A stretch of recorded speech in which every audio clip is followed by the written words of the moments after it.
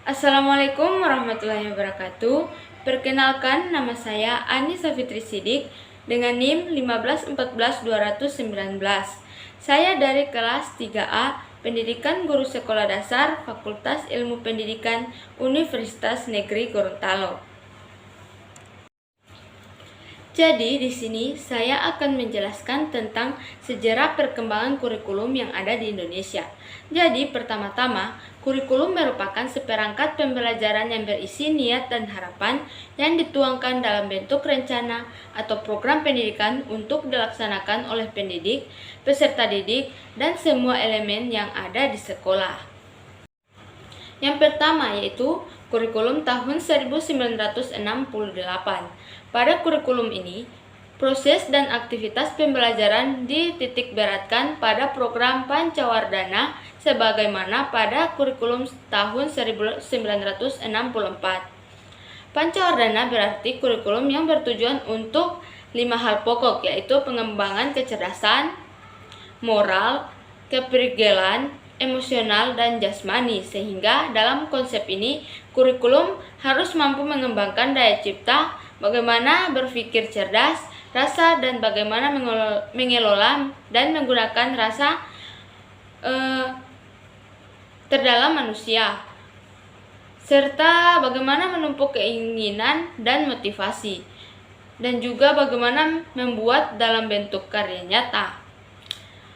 Kemudian, kurikulum pada tahun ini merupakan kurikulum pada masa awal-awal Orde Baru, sehingga kelima unsur dalam Pancawardhana tersebut harus menjadikan manusia Indonesia yang Pancasilasi dan berdasarkan kepada kelima sila Pancasila.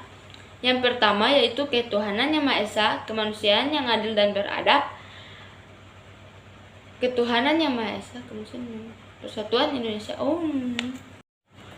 Kemudian yang kedua yaitu kurikulum tahun 1975.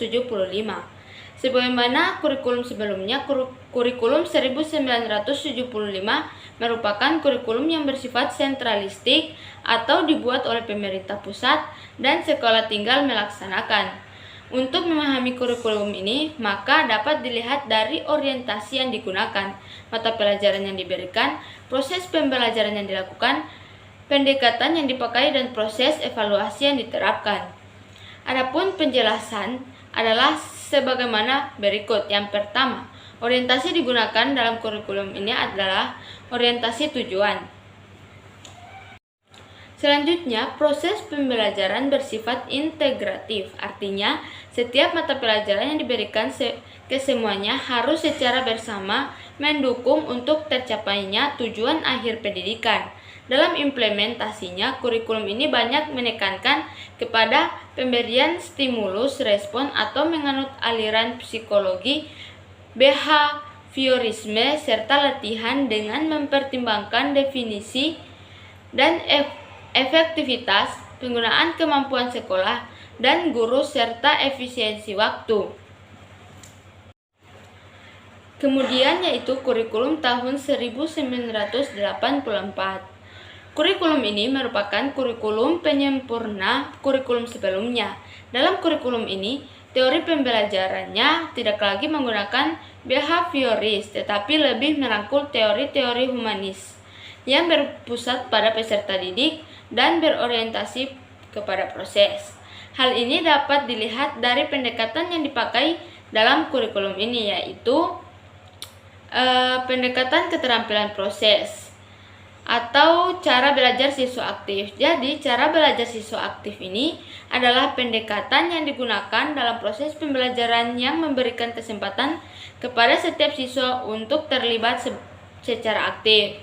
Keterlibatan di sini lebih ditekankan kepada keterlibatan aktif mental siswa, walaupun juga tidak mengesampingkan keterlibatan fisik dan intelektual sebagaimana dikatakan oleh Sulo yang mengutip Raka Joni bahwa keaktifan siswa di sini bukanlah menafikan keaktifan pihak guru, tetapi kedua-duanya sama-sama aktif.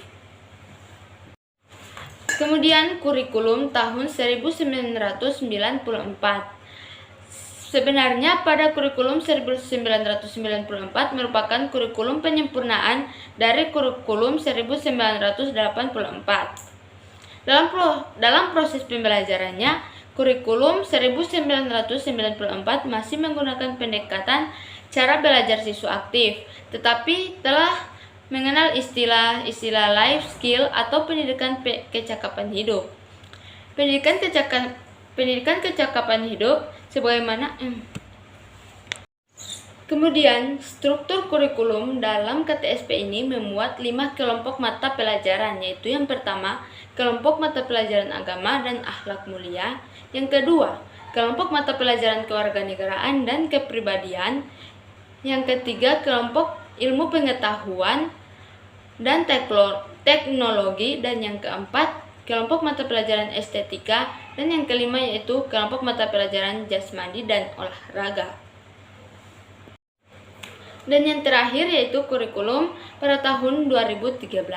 Pemerintah melakukan pemetaan kurikulum berbasis kompetensi yang pernah diuji cobakan pada tahun 2004 atau kurikulum based kompetensi. Kompetensi dijadikan acuan dan pedoman bagi pelaksanaan pendidikan untuk mengembangkan berbagai ranah pendidikan, pengetahuan, keterampilan, dan sikap dalam seluruh jenjang dan juga jalur pendidikan, khususnya pada jalur pendidikan sekolah. Kurikulum 2013 berbasis kompetensi memfokuskan pada pemerolehan kompetensi-kompetensi tertentu oleh peserta didik. Oleh karena itu, kurikulum ini mencakup sejumlah kompetensi dan seperangkat tujuan pembelajaran yang dinyatakan sedemikian rupa, sehingga pencapaiannya dapat diamati dalam bentuk perilaku atau keterampilan peserta didik sebagai suatu kriteria keberhasilan. Mungkin hanya itu yang dapat saya jelaskan. Jika ada kesalahan kata saya mohon maaf. Wabillahi taufiq wal hidayah. Wassalamualaikum warahmatullahi wabarakatuh.